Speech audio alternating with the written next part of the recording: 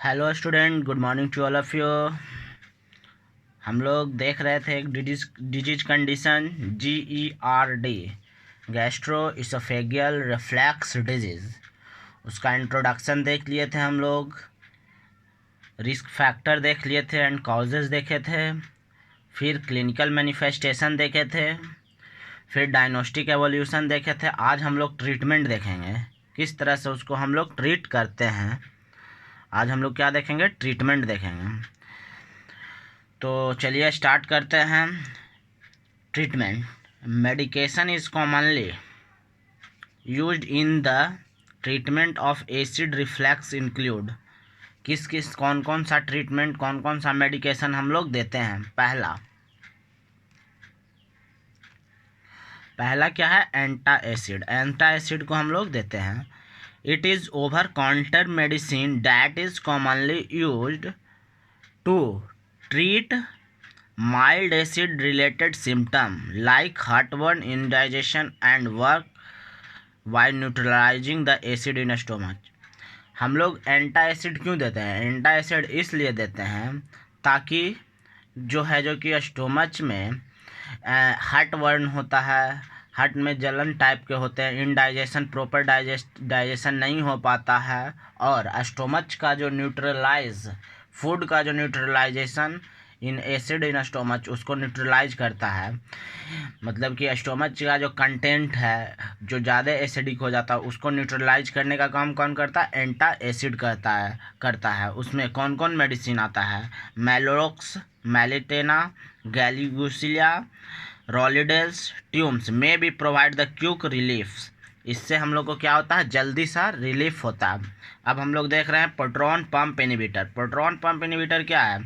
Proton pump inhibitor है जो stomach में एसिड का कंटेंट ज़्यादा हो जाता है तो उसको प्रोहिबिटेड, मतलब कि वो एसिड को कंटेंट को कम करता है, मतलब रोकता है, एसिड को फॉर्मेशन होने से रोकता है। प्रोटॉन पंप इनहिबिटर का काम यही होता है। इससे स्टोमच में जब कंटेंट कम होगा तो इसोफेकस में नहीं जाएगा कंटेंट। और प्रोटॉन पंप इनहिबिटर का काम वही है कि एसिड का कंटेंट को कम करना। किसमें? इनहिबिटर का काम ही होता है रोकना, मतलब कि स्टोमच में जो एसिड का फॉर्मेशन हो रहा है उसको रोकने का काम करता है प्रोटॉन पंप इनहिबिटर। और इससे क्या होगा? जो कि गैस्ट्रोएसोफेगल में नहीं जा पाएगा, एस्कोफेगस में नहीं जाएगा, इसलिए उसको मेडिसिन को हम लोग देते हैं। और फिर इसका कौन कौन सा मेडिसिन है? पेंटापाराजोल है, ओमिपाराजोल है। और एसिड सप्रेसेंट में क्या होता है?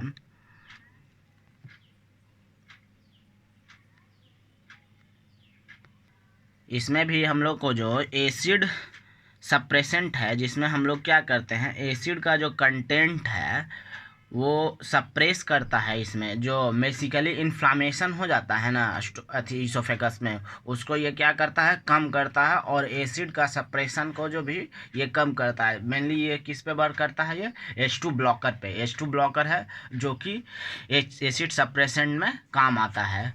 एसिड सप्रेसेंट में कौन काम आता है? H2 blockers.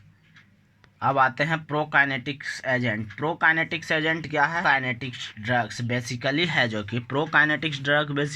कि इम्प्टी कर देता है। क्या कर देता है? इम्प्टी कर देता है क्या चीज़ को? कंटेंट का। और उसके बाद इसका जो है कि वो जो स्पिंचर होता है इसोफेगस और स्टोमच के जो ब्लॉक करता है, वो टाइटली ब्लॉक करने का काम करता है। वो टाइटली क्या करता है? मतलब कि ये है जो कि कंटेंट इस तरह से उसको मतलब कि क्लोज करने का काम करता है। वो कौन?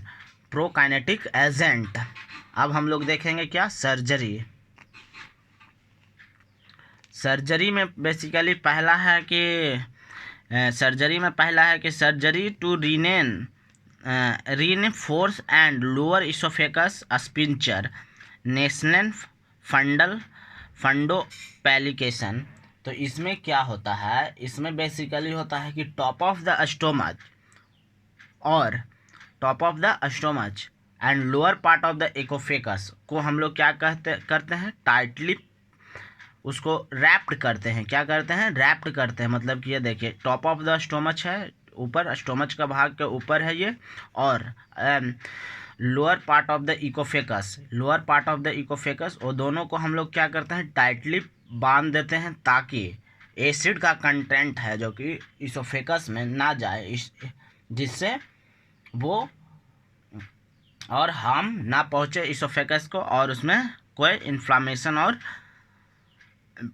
टिश्यू डैमेज ना हो इसोफेकस में। अगर सीवियर कंडीशन में ऐसा रहता है तो उसको इसी तरह से हम लोग टाइटली पैक कर देते हैं, और उसके बाद उसका कंटेंट नहीं जाता है। उससे क्या होता है कि वो जो पहले से गया हो उसको रिकवर करने में मदद करता है।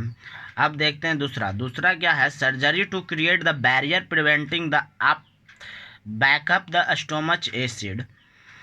दूसरा हम लोग प्रिवेंट करने के लिए, मतलब कि जो स्टोमच का कंटेंट है एसिड का कंटेंट स्टोमच में है जो कि बैक ना हो इकोफेकस में, उसके लिए मतलब इंडोनेलियन गैस्ट्रो पेलिकेशन का काम करते हैं। मतलब उसी तरह, मतलब कि जिस तरह ऊपर सर्जरी किए, इसोफेकस को टाइट बांध दिए जिसके कारण वो मतलब कि नहीं गया उसका एसिड कंटेंट इसोफेगस में, उससे रिकवर हो गया। उसी तरह इसमें भी किए। अब हम लोग नेक्स्ट क्लास में देखेंगे दूसरा डिजीज कंडीशन, इसोफेगियल स्ट्रिक्चर्स। अब हम लोग दूसरा क्लास में क्या देखेंगे, इसोफेगियल स्ट्रिक्चर दूसरा डिजीज कंडीशन है। अब इसी तरह देखते रहिए every channel. Thank you for watching.